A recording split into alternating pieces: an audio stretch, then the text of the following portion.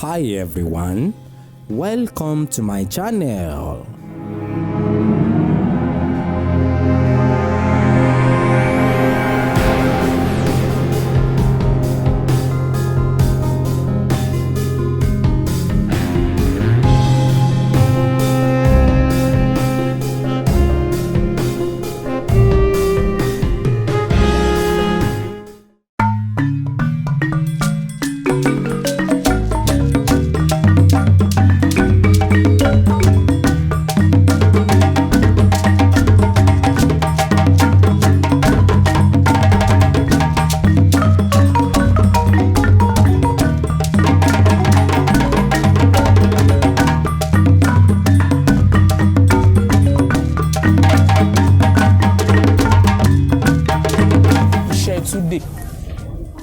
Àtúndè tó dájú.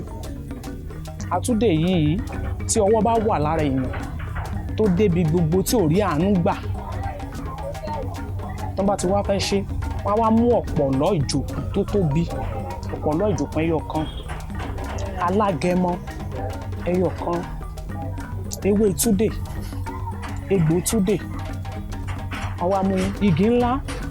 èpo ọ̀bọ̀, wọ́n wá mú gbogbo èròjà wọ̀nyí, wọ́n á kó papọ̀, wọ́n á gún,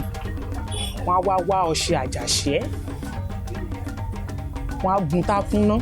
tó bá ti gún tó kúnná wọ́n á wá ọṣẹ àjàṣẹ́, wọ́n á pò mọ́, tí wọ́n bá ti pò mọ́.